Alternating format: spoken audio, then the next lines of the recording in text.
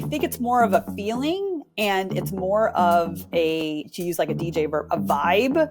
I think schools should be reflective of the communities that they're in, or the learning community that they're in. It's about the process, and that there's space for different ways for kids to go through that process and document their learning, and that they get time to explore it.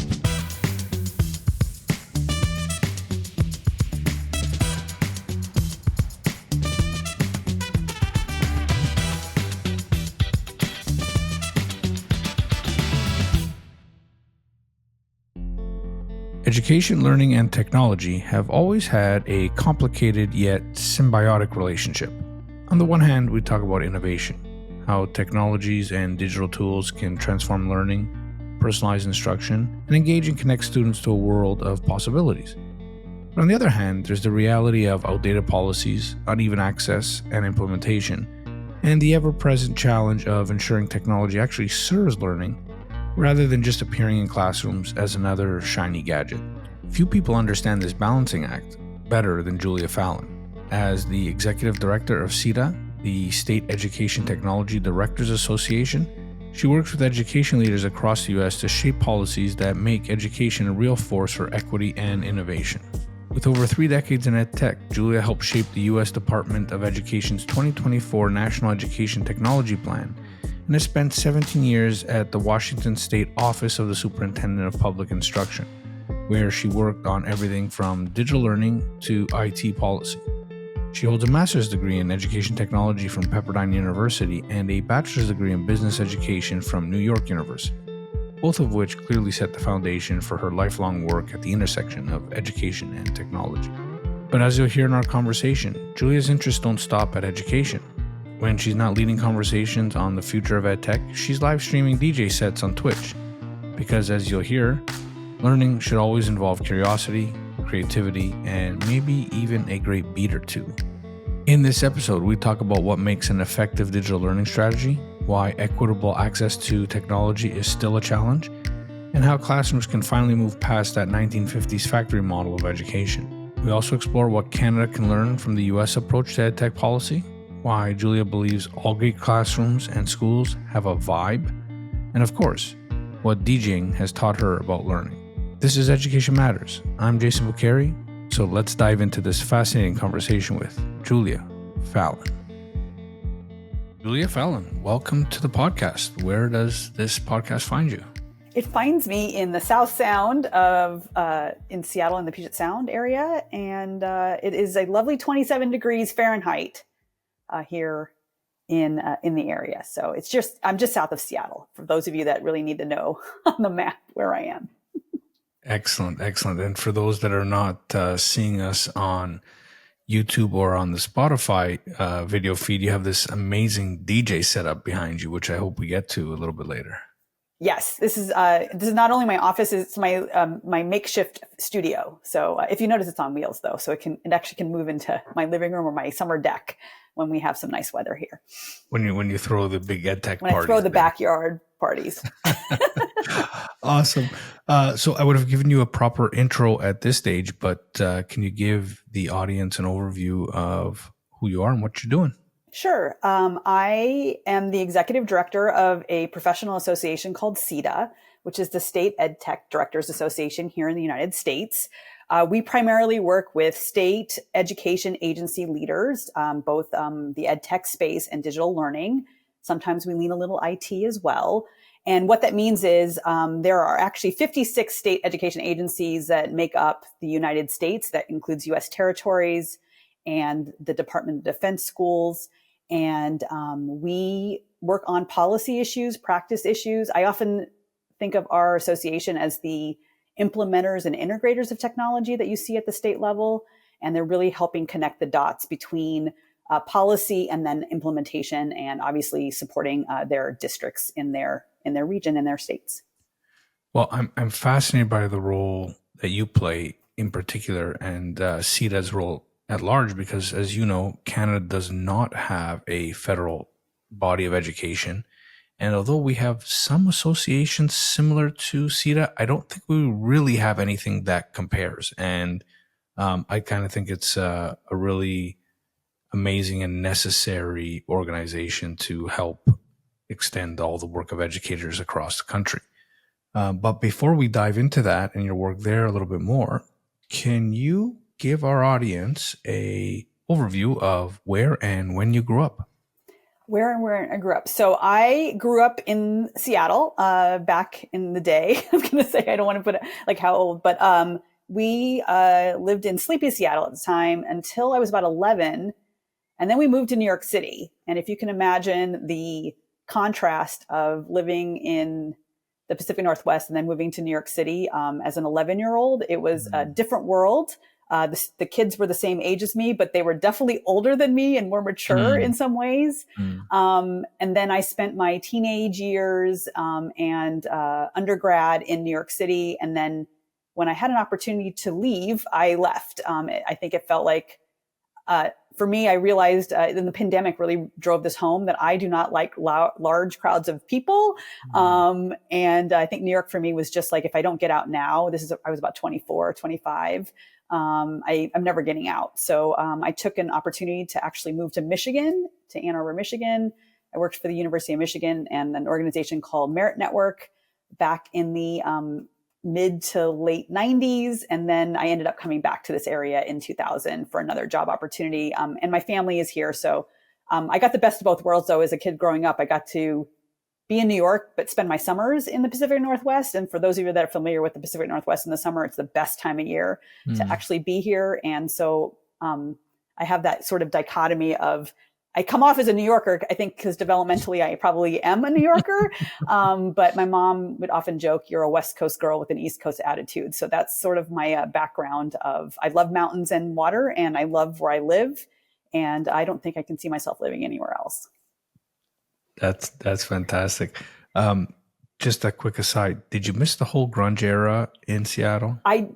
Well, yes. Yeah. But I think, participated in a little bit of it. I mean, I think growing up in the Pacific Northwest, we definitely have our own flavor of fashion, even though it's not really fashion. And, you own some flannel shirts, you wear the beanies. I don't think that's ever stopped. I think the joke, though, is we don't wear socks. And I don't know where that comes from, at least in Western Washington state.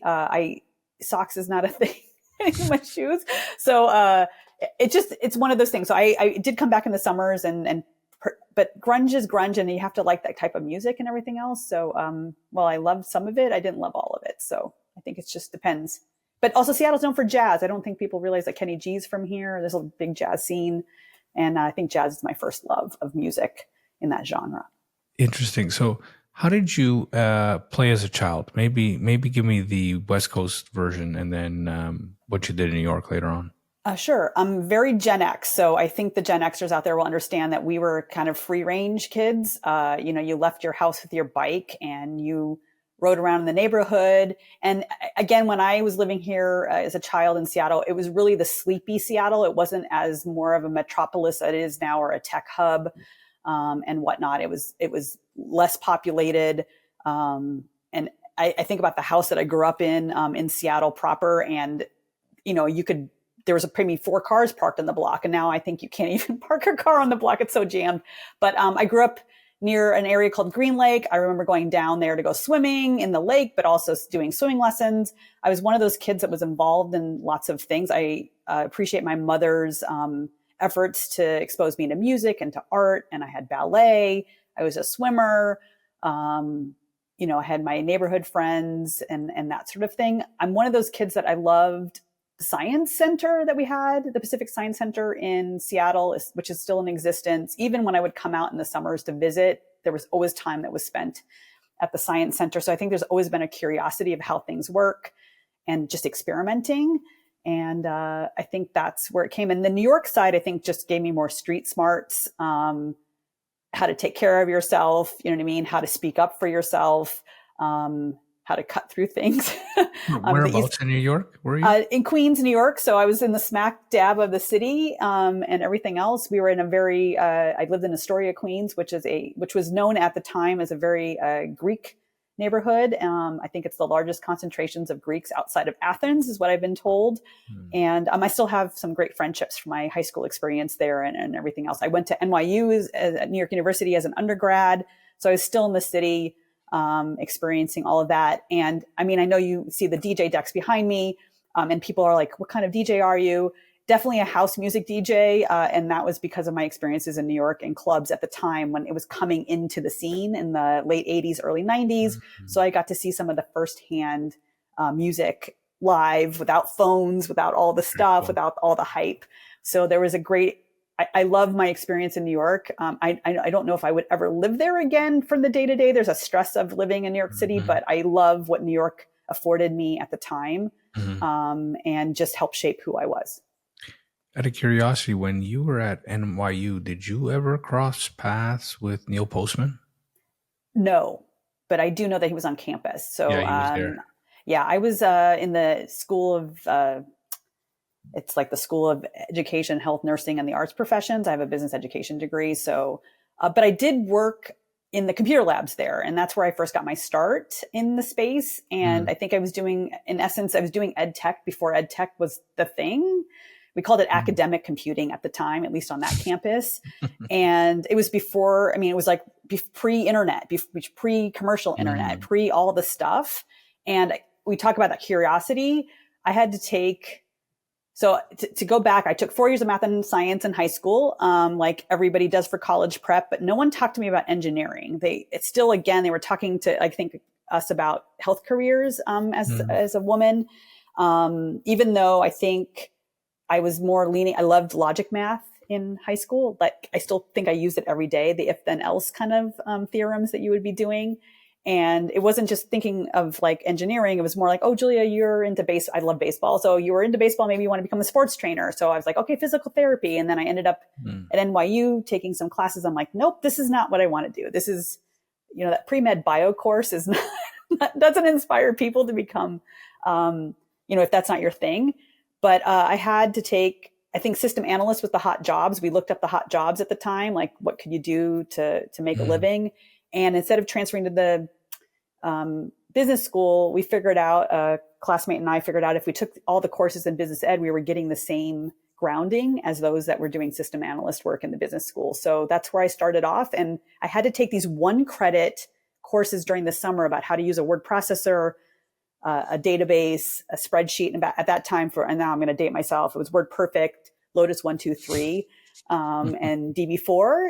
And I was kicking myself because the first summer semester, I typed on a word processor, an old school, looks like a typewriter thing, like took me 3 days in the summer to type intro to marketing paper. And then I learned WordPerfect in the next session. And I was like, Jesus, I could have been at the beach for 2 days. I could have just made some edits and printed it out. And I think for me was like, why are you so resistant to the technology? And I just absorbed it so fast that professor that taught those 1 credit courses that we needed said, you need to come work for me in the computer lab. I'm like, you don't understand. I know nothing. Like, I am just fascinated by the fact that I can learn something here and it's going to make my life easier. And he says, oh, don't worry. I'll get you a job in the computer lab so you can help me on Fridays and be my assistant. So often I would be learning stuff aside in the class while he's teaching it and then helping people learn it as well. So, and that started the career. And I give a lot of credit to that professor for kind of pulling me across the line and seeing something that just ignited my love of learning. And again, I learn something new every day with technology. There's no shortage of learning stuff in this space. So, and that started me off, ended up managing a computer lab for NYU for a couple of years before I left and went to Michigan. Yeah, I love these stories because I don't think human history is ever going to see the dawn of a technological age like we kind of went through. And so I love sharing with the audience these kind of stories. If I can ask you just to reflect a little further on what was that spark that made you love learning? What's the first thing you remember loving to learn? I'm trying to think. I remember getting Legos as a kid from my grandmother. We got a lot of Legos. And maybe it's just the ability to modify things or pattern recognition. I don't know. I am trying to think where that curiosity came from. And maybe not being squashed for asking questions about how stuff worked, or I don't know. I had a third grade teacher who I'm still in touch with, believe it or not. We thank God for Facebook and other things. And I just had a third grade class reunion with some of my classmates here in Seattle. But what I loved about her is, I believe it was her, that we learned a different culture every month. So we would learn all of the curriculum through that culture, right? So if we were Japanese that month, we were learning, it was all through the lens of being Japanese, or Filipino one month. And I remember we were Austrian another month, like we were just learning culture and history and gardening or whatever it was. And I think it was just that there was a whole world outside of everything. And I don't know where it came from. And I don't think my parents were squashing me asking questions maybe either, or letting me, I remember being a voracious reader. We used the library a lot. I read a lot of books when I was younger. So I don't know if it was that too. I don't know where it came from. I'm always curious. I'm always asking questions, but I think it's also like logic mapping. It's like, how does it fit in? How does it connect? And I think it's more of that. I look at things as systems, and how it impacts each other, because nothing is in a vacuum. So speaking of systems, you've been all over the US for sure, probably in also various parts of the world. I know we were discussing before we hopped on here about your experiences in Canada as well. What are some of the most inspiring things you've seen in education? Inspiring things that I've seen. I think it's that we are trying to change what learning looks like. So we're up against this kind of narrative, this 1950s classroom, which people seem to idealize, right? This golden age of maybe the United States, or, everybody's in their party dresses, dancing, like the very 1950s, when, the US was definitely on top of the world, in terms of space exploration and, upward mobility.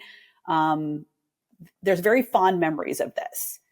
I understand it because my parents are of that generation, right? Like that's where they grew up. But I think as we get farther and farther, those like my child, right, who's a teenager, doesn't know what that really looks like, aside from maybe, from a fashion kind of thing, or maybe some music and whatnot. And I think the innovative things that I'm seeing is that, when I go into a school building and everybody's sitting in rows and it's quiet, not that I'm suspicious, but it's almost like, what is happening here? Because it doesn't mimic our lives that are so interconnected with one another. Like I want to hear noise, and I want to see groups of kids working together. And the idea of, learning theory in action, you know what I mean? When we think of constructivist learning theory, or, Vygotsky and his zone of proximal development, like video games kind of lend themselves to that, right? You're stretching goals. Like I'm trying to think of those kind of innovative things where people are trying to take that and make it part of the community, the learning community,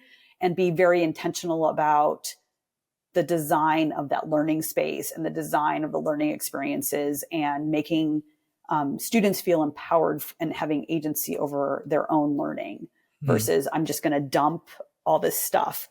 And that makes me think directly of a keynote that I saw at NEC. Now it's ISTE, but it was NEC back in the day in 2006. It was David Weinberger, who's one of the authors of the Clue Train Manifesto, that talks about, I grew up, and I don't know if you grew up, Jason, with the encyclopedia salesman, coming around and trying to sell you a set of encyclopedias, and like, oh, wow, could we get one? And maybe you just bought the book P, you just got the P book, but somebody made a decision about what went in that book. Whereas on the internet, right, you can learn about, and David talks about this in that keynote, you can learn about deep fried Mars bars. If that's your thing, there's a Wikipedia page, or there's a Usenet news group, or there's something else, and you can deep dive into that if that's your passion or that's your thing. And no one's gatekeeping that. And it's more back to that early Greek where you'd have the marketplace and somebody on a box orating to everybody their ideas, and it's more of a communities thing. So for me, it's like trying to move folks back to that, and schools and leaders in those schools that try to foster that. And, immediately who comes to mind is like folks like Chris Lehman at the Science Leadership Academy in Philadelphia, where you walk into that school and there's this energy and this vibe, and the kids are like, they want to be there, right? Like you don't feel that resistance of like, I have to be here. Like they want to be there. That's the energy that you get. So I think for me, that innovative is moving to that and trying not to fall into that 1950s. We're just going to dump stuff in your head and you need to know 50 state capitals or you need to know cursive or whatever it is. Yeah, and let's come back to maybe how we move the collective, public education school project forward so they can, so more classrooms look like that. But can you kind of help define or describe what those classrooms that inspire you look like? It's funny. I had this, someone asked me this in another podcast and I'm like, I know what my vision looks like, but I want to be mindful that other people might have different ideas of what that is. So not to say that this is a subscribe thing, like we need to replicate this all over. The other people, they can say what they want. I know. But for me is, you. I think it's more of a feeling and it's more of to use like a DJ verb, a vibe, and everything else. And community really gets to decide what that means for them, right? I think schools should be reflective of the communities that they're in or the learning community that they're in. So when it comes to color on walls and furniture, that's not where I am, but I do feel like there's this energy of, and space, right? People are making space for those side quests, right? So let's say you're working on something and a kid has a question and there's space for the kid to go down a different path, maybe to explore something that's related to what you're talking about, right? Or I think about the Universal Design for Learning framework, right? I always say if a student can create a dance, choreographs a dance that explains how DNA binds, that's just as valid, right? And can demonstrate its learning just as valid as some kid that's really good at PowerPoint and throws together, or a video and throws that together. So I think for me, it's that classroom looks like it's not about the end product, it's about the process, and that there's space for different ways for kids to go through that process and document their learning, and that they get time to explore it and they get time to noodle on it. And that we're all not lockstep. I don't see kids of the same age necessarily doing that. It could be a mix of kids. And I think that we need to make things a little bit more relevant for kids as well. You know what I mean? And it could be they're learning about history in a video game, or they're learning about it through a community-based project. I think for me, it's more of connecting the learning to them and making it relevant for them, and being mindful about it, and being really intentional about the design and the space for a community to come together and learn together. Well, I love that answer, in particular the way you started, because the first one to, I think, very accurately describe what a lot of people have identified, and it's a vibe. These really amazing classrooms have a vibe to them that is not always easy to explain. So I really like that. This might be a good spot to move over to your work at SETDA, because the next set of questions I want to ask you are around how we continue to build public education and see these classrooms with a vibe more often. So can you maybe start with some of the work at SETDA and the role you play in advocating for that kind of vibe learning? So some background about my experience with SETDA. So this is SETDA's about 23 years old this year. I think it might be 24. We're going on our 24th year. I've been actually part of this organization for 21 years, only 4 years as staff in this role as executive director. But prior to that, I was actually a state member representing Washington State for 17 and a half years. So when I joined our education agency here in the state, I became a member of SETDA and part of our SETDA team of folks that came out of our SEA. What I love to talk about SETDA and still how I view it, and I think this is sort of how I look at our community, is that we are a professional learning community. We're a small and thriving one. When you have only a few people in every single SEA across the country, sometimes you don't have those peers to talk about, or you're in a unique role where you're connecting dots. Like, how does technology support your agency's learning goals or your agency's just operational goals? And it's nice to talk to other people in different parts of the country and saying, oh, you're working on that too.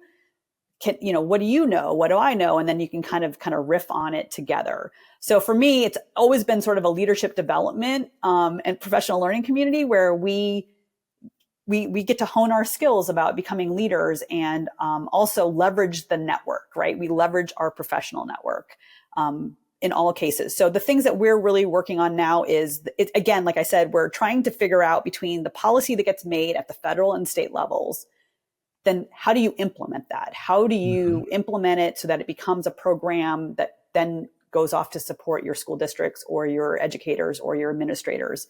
And can you borrow from other states? Can you get ideas? Can you try something new?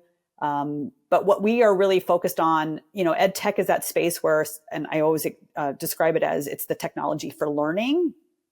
And we have the boxes and wires side, the IT side, right? That you just need to have foundationally, secure network, applications that work, all of that good stuff. And then you have the instructional side, which is the teachers and educators on, what learning strategies lend themselves, or what kind of learning experiences can I create using technology to bring learning to life, right? To help people be able to express their ideas and their thoughts, and how do they become communicators and collaborators and, content creators. So it's been this interesting thing of where I've talked a lot about cybersecurity, because again, if you don't have a secure and safe space, it doesn't matter. It doesn't matter if you have the greatest teacher using all the stuff, you just put people at risk, right? You want to have safe experiences for kids, especially since they're still developing and everything else. They're not adults. There's a whole other characteristic to our sector, in essence, that, the minors outnumber the adults.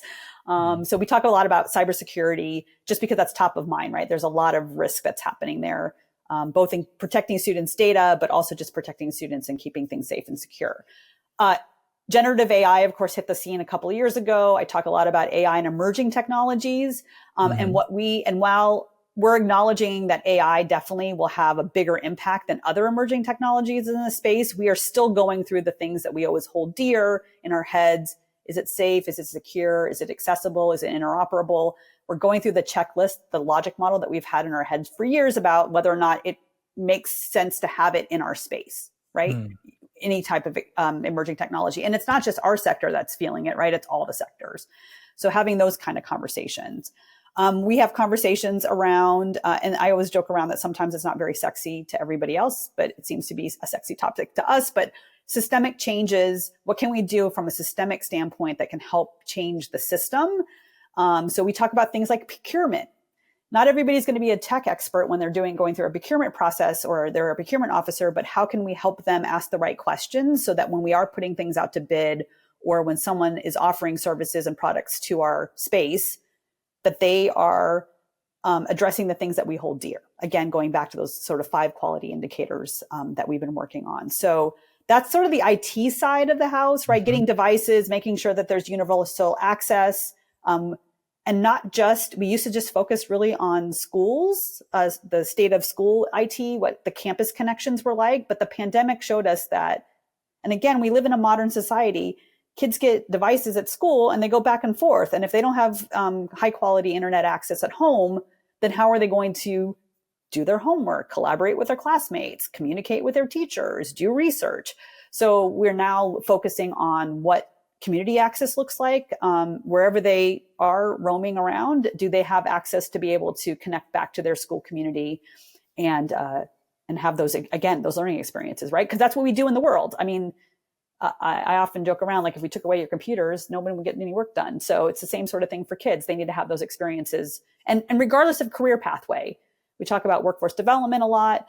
I'm not just talking about the jobs of tomorrow and the robot jobs that are out there. I'm talking about nurses and farmers and small business entrepreneurs and people running their own businesses and auto mechanics, all of it. You know what I mean? Everybody uses computers and they need some sort of form of digital literacy. And how do we embed that into everything that we're doing? So that's sort of the IT boxes and wire side, going a little bit instruction. And then on the instructional side is how do we make sure that teachers are getting those skills, right? And there's one thing to be a user of technology, is another thing to be an integrator of technology. So how do you help teachers understand what instructional strategies lend themselves best? How do they assess both digital literacy skills and their own content area that they're in? Because again, we're not expecting all teachers to be IT people, but we're expecting them to have some level.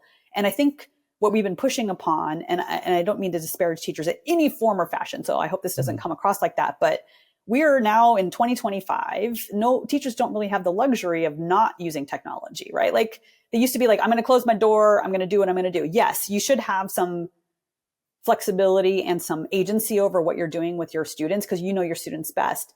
But in order for them to be successful, once they leave our systems, they need to have experiences. And if you choose not to use it, you are almost disadvantaging them. And I'm talking about inequities in a building. Forget about the school district across the river in a, you know what I mean? That's in another neighborhood. I'm talking about in the same building.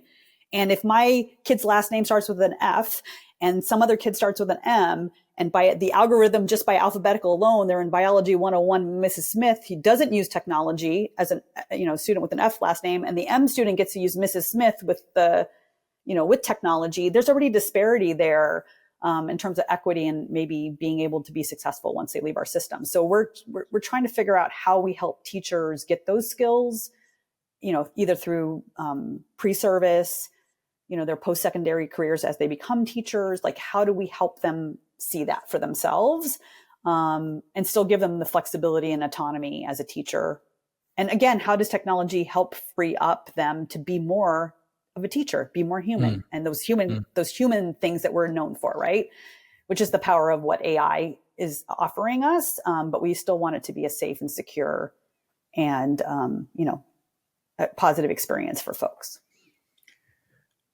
Can you help me understand very tactically how your organization does this? Like you said, build community and professional development. It's almost like, that's a microcosm of what each district really tries to do and tries to focus on. But you're not only not working with several districts or states, you're doing it with all of them. So tactically, like, what do you do to help on those two fronts, on building the community side and the professional learning side?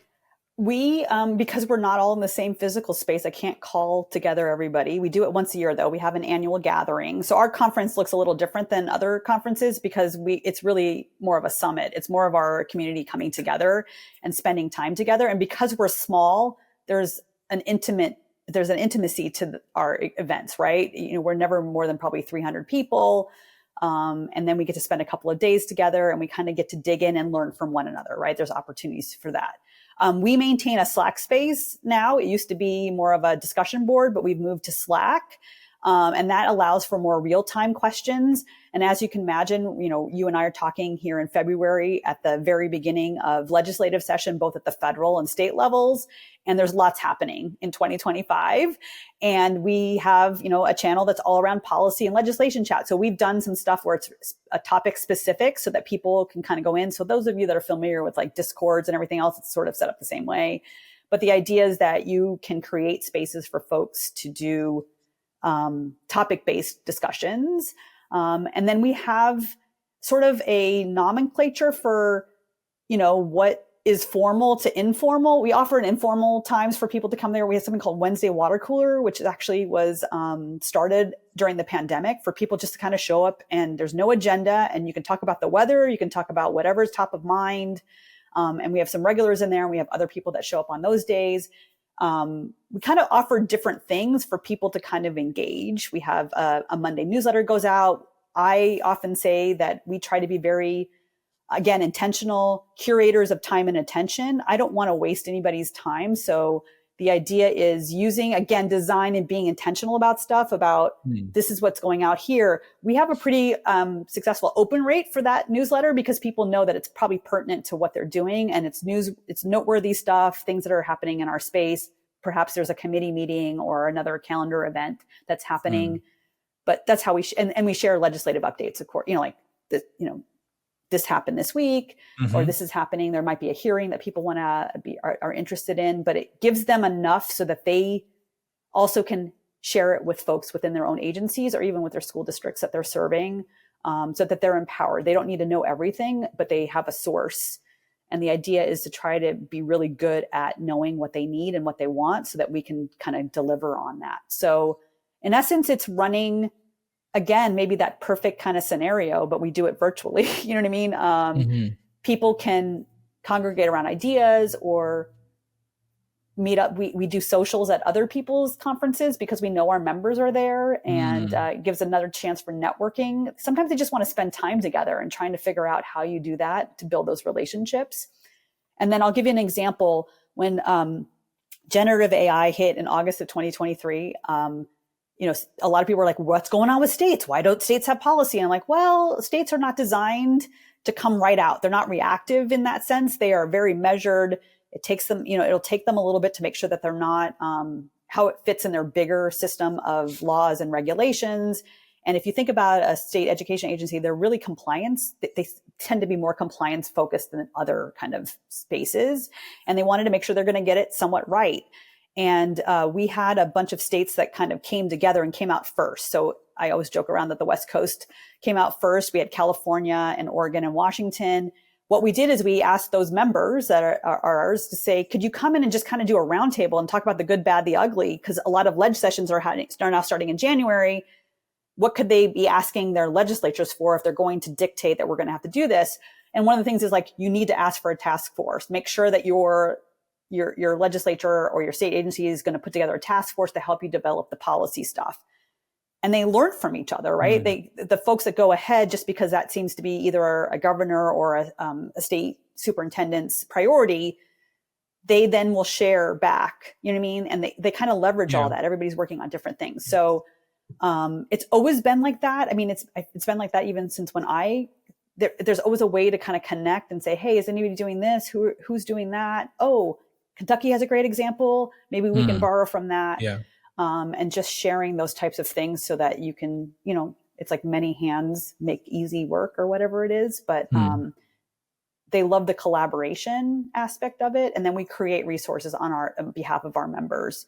So, for example, we just released our Universal Connectivity Imperative report in January. This is around the digital divide. We hadn't done one since 2019. I know that when I first came in as staff, they're like, when are you going to do this thing? We were in the middle of the pandemic. I'm like, well, we're still like trying to deal with that. But also we kind of want to see where things settle post pandemic, right? That shined a big light on the fact that we didn't have enough devices and access. And when it happened, we actually joked around as a community saying, we told you so. We've been working on this for 20 years. We already knew that there was gaps. So we just put that universal connectivity report out. But now our members can use that not only at the federal level, then when their state agencies are maybe advocating for it from the federal government, or we can go up on the Hill and advocate for it, through Congress, but also they can advocate it for it in their state legislatures. And there's that joke around, you're never a prophet in your own land. And while you might be the one saying it, now we have a report that comes out from an organization like mine that will then, let them have some more research behind it and some recommendations and from the policy space in order to move that needle forward. So it's a community leveraging their resources and, again, creating that space for them to build those relationships.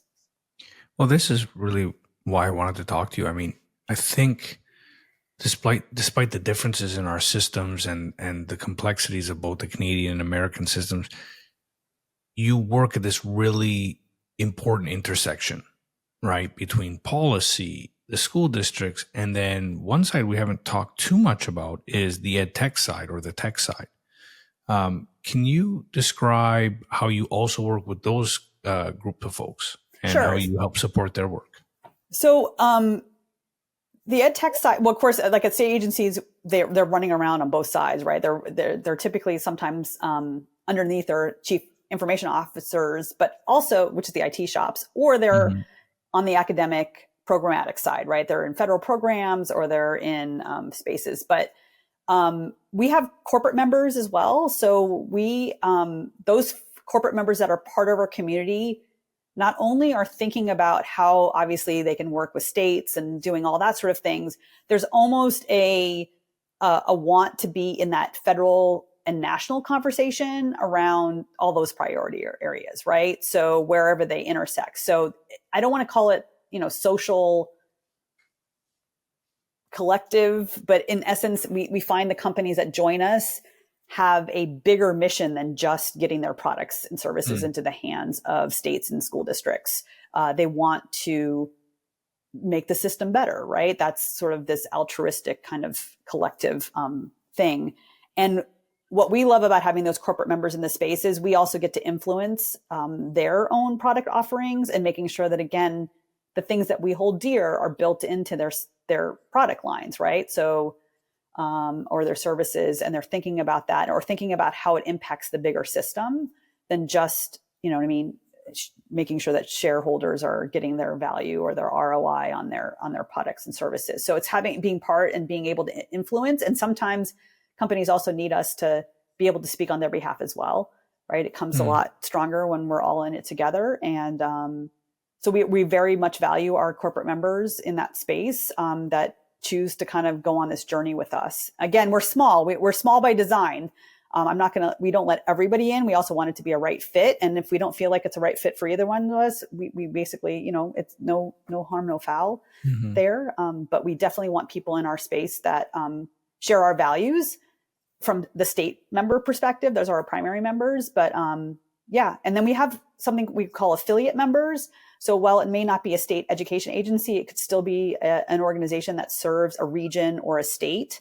And they also they're a little bit closer to the districts sometimes than states are. I mean, I think there's this idea that states were just in everybody's, you know, backyards and in the districts. And sometimes that's not the case, right? We kind of know generally what's going on, and we know maybe a handful or more than a handful of districts that are doing great work, but we don't know everything, right? We also come in and we looked at as compliance people. So sometimes they don't always want to share what they're doing, especially if it's something that's not in compliance, that might be innovative, you know, like there's this kind of tension that happens, but our affiliates are able to kind of help us see those types of roles that they play. And they often will supplement, you know what I mean? Or supplement services for those districts that maybe are under-resourced, and then they are working with states. So it's a nice little mix of folks doing the work, in essence, you know, moving the needles. So what recommendations would you give to EdTech founders, whether they be startup or early stage or kind of mid-sized companies? Because I think a lot of people get into the EdTech space, I don't want to say for the wrong reasons, but I think they think it's going to be easier than it actually is, in the sense that they see, you know, steady budgets. They know that there is a procurement process in place. The dollars are spent. But I don't think from the outside, folks understand how complicated the mission is. Do you have any recommendations for how to navigate the space and how to go about, you know, really spending your time creating some really innovative products and services that the system does need? I think they need to really understand the sector. First and foremost, like when you think about cybersecurity, I often joke, you know, the best practice in cybersecurity, one of the best strategies is two-factor authentication. We know that, right? Like having that. But now try it with a 5-year-old that's in kindergarten. And that's a unique characteristic of our sector. It's different than working in healthcare or in manufacturing or a hospital service or even higher ed, right? You really need to understand our sector, or at least have a good understanding of what the market and the sector looks like. And that includes, we often, you know, the business sort of model is you offer volume discounts, right? If you can land at a large district, you're going to get a discount because you can give me more seat licenses or you can do whatever. But we have small districts where you don't have a whole town that's going to get 9,000 kids overnight and be able to take advantage of that volume discount. So from a pricing model, you might want to look at how you price things different for smaller districts. Here in Washington State, I believe it's a third of our districts, and then 60% of those districts are under 200 kids total, right? And those communities are not getting an influx of people moving from the big city into their spaces to give them more head count and to be able to take advantage of volume discounting. So is there a way that you can maybe offer a different pricing model for them and then maybe market it differently? The district has 32 kids. Instead of saying you only have 32 kids that are using your license, you have 1 out of 295 school districts. Like there's a different way to look at it versus this volume idea. It might be more work on your part, but there's ways to kind of either leverage those smaller districts, and maybe from a regional standpoint, you could offer something. But I mean, really looking at the sector, but you need to have things that are like, that you need to make part of your values too, right? Things like, again, security, privacy, safety is big. Our kids, are you compromising kids' data? Interoperability, accessibility is big. Can every student, how are you addressing the needs so all students can use this product, or you're being very upfront about what students can use the product, so you're not selling them something that they don't do. I want to create more people that are not in the ed tech space. Like, I know that we already go through this logic model. When I'm walking an ISTE floor, I'm walking a COSIN floor, I'm already having those questions in my head. But how do I help the people that are not ed techers ask those questions and elevate the thing? I don't want to see, you take the superintendent out for a steak dinner and then they get a $2 million contract because they fell to a good marketing pitch. I want you to show that you're engaged maybe in logic model development with the school district, a needs assessment, research. Even if you're not going to do like heavy research about your product, you should be engaging in some evidence stuff. Like, where does it work best? What conditions? So that you are helping schools with the limited resources they have make good decisions. And that's part of your give back, right, to the space and everything else. There's lots of great ideas out there, but if you're going in it just to be able to sell a company off after 5 minutes, that doesn't help the system as a whole. That's my personal opinion. I will say that. I won't say that, but mine, I don't want to see that. I don't, you know what I mean? These are human beings. They're not widgets. And I want to make sure that we're not negatively impacting those spaces. If I can ask you to look into your crystal ball and look at education, let's say 50 years out, and you can describe the good, the bad, the ugly, what does it look like to you? Oh, that's a good question. I am hoping there's more flexibility in the space, whether it's class schedules or classrooms or how kids show up at school, whether it's online or it's in person. The good is, I think people realize, and this came to me very crystal clear during the pandemic. No one missed the Bell schedule or Chem Lab during the pandemic. They missed rituals and they missed their communities. They wanted that human connection. So if we capitalize on that's what's best about our spaces, how do we then make that a learning, how do we make it so the kids want to show up, right? That's why they're coming to schools, because they want that human connection. They want to be able to connect and learn. I mean, having conversations, whether it's written word or speaking word or through video creation or whatever, is learning, right? Where you're learning. You're either having that conversation in your head with that author offline or asynchronously, or you can have synchronously stuff. So that's the good, I think. I think we're still going to have those spaces for learning to happen. As humans, school doesn't have the lock on learning anyway. We learn from the minute, we start off in this space. And how do we just maximize it so that kids can sort of find what gets them excited, and then maybe they can do that for the rest of their lives, sort of thing. The bad is, I'm trying to think. I mean, I personally in the United States though, and I don't know about Canada because I haven't spent a lot of time in the system in Canada, but like it's really a political space and it's so politically charged right now. And I don't know, it's always been political, right? Like it always reflects the values of a community. The best place to get started in a political career is the school board. Like it's all of those things. But it's become some polarized so much that, I mean, it's just a battle of the values maybe happening right now. I'm hoping that it gets tamped down just a little bit, or like you find some common ground. I think everybody wants what's best for their kids and their community at whole. Can you find a space where that's possible, that everybody can see themselves in that community? Yeah, this is one of the things that I go back and forth on is your organization is proof of what good you can do when you're navigating a federal system with a bunch of state partners, right? Here, we don't have a federal system. So that kind of integration, I think, just doesn't happen. However, I do think that Canadian education is less polarized or less political because of it, because it's not a federal political football every time there's elections. It does kind of stay down into the provinces, and obviously is political in the provinces, but not in the same way. So that's one of the things that, we've always gone back and forth. Should we have a federal program, and then it by nature becomes more political? And then I think you identify the project quite well. It's to find common values, to find many things that we can agree upon as to how we want to educate future generations of people. I think there's a lot of things that most people, when you really strip it down, agree upon. So can I maybe ask you to reflect on those values in a different way? My penultimate question is, if you had a magic wand, and I do remind you, it's all powerful, what would you do to change the U.S. education system?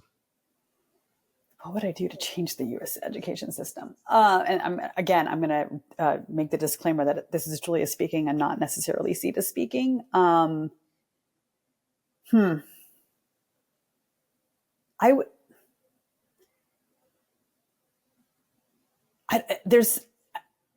like bureaucracy and I don't like bureaucracy, if that makes any sense. Because I think sometimes it can insulate from too much change, right? Because, as humans, we like our comfort spots, but I wish we could sort of agree or come to consensus on what the purpose of school is. And it could be multi-purpose.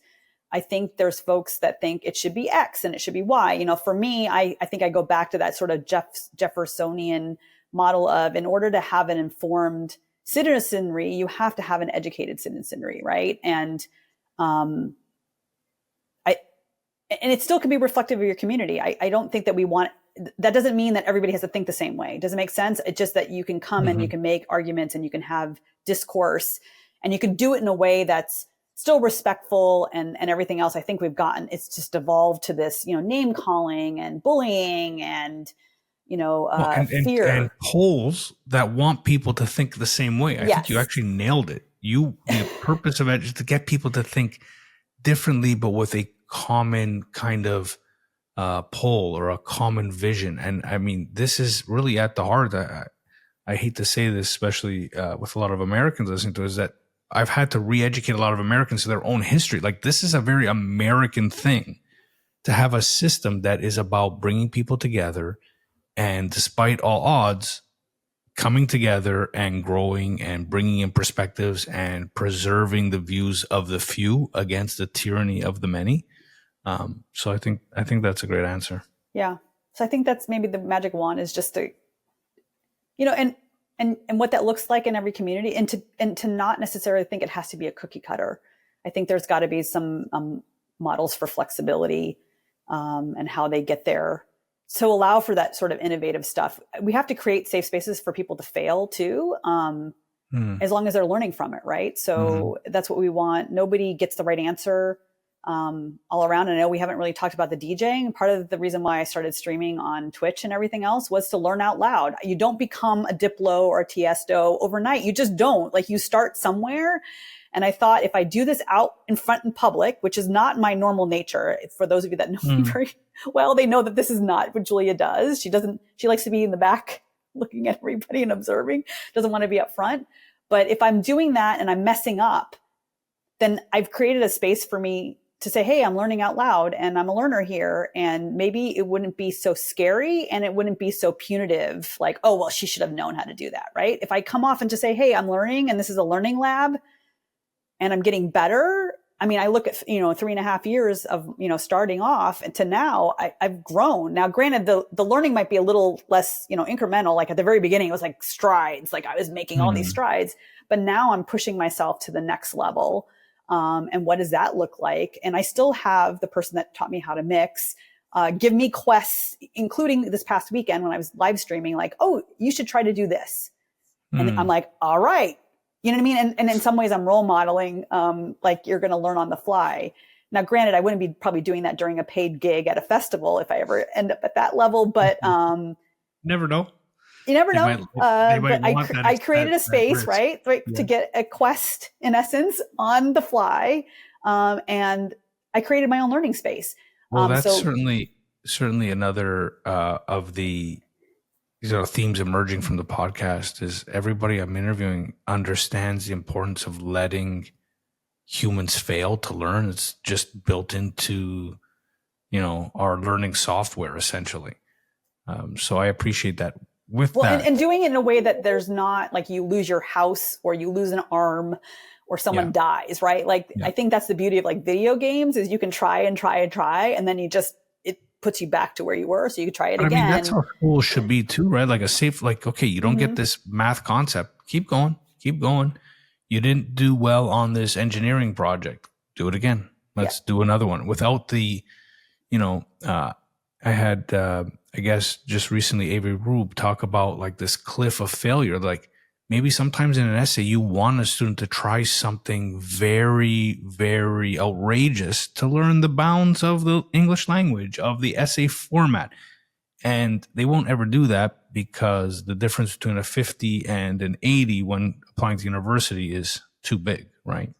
Right. And that's a whole conversation about assessment, which I am not an expert in at all, but we have this assessment system that rewards perfection versus the process. And what's interesting to me that one of the first when generative, again, AI hit the scene, everybody was talking about academic integrity and people are cheating.